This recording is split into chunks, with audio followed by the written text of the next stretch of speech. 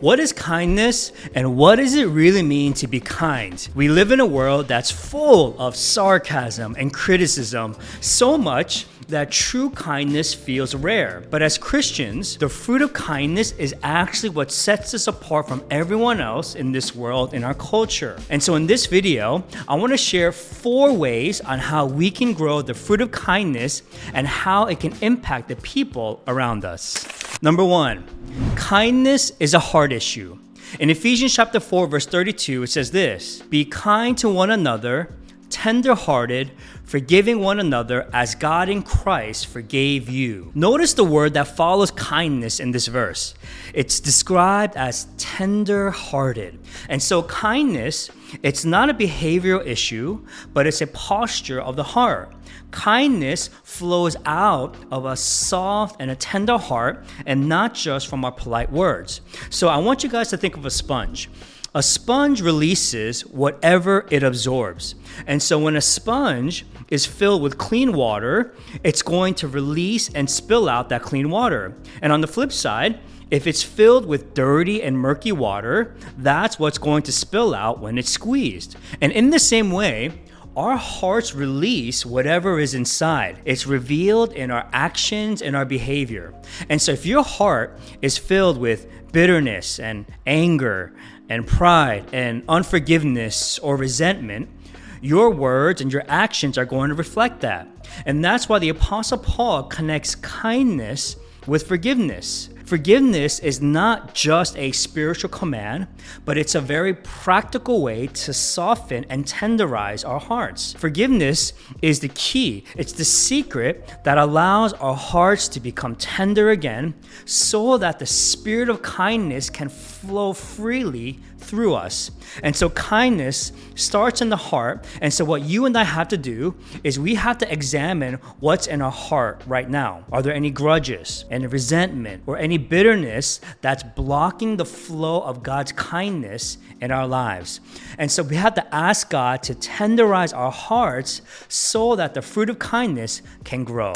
Number 2, kindness is more than niceness. So when most people think of kindness, they automatically picture someone who is really nice or polite with a big smile. Now, there's nothing wrong with being nice or polite, but we have to make sure that we understand the difference between the two. Being nice is easy.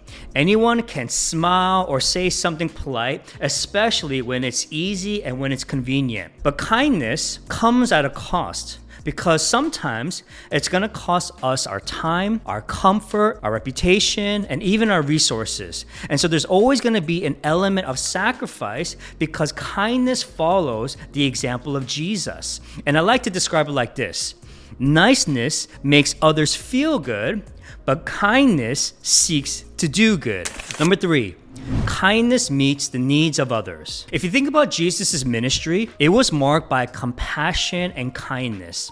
And so when Jesus healed the leper in Mark chapter 1, he did what no one else would do. When everyone else avoided lepers, Jesus noticed and he approached them.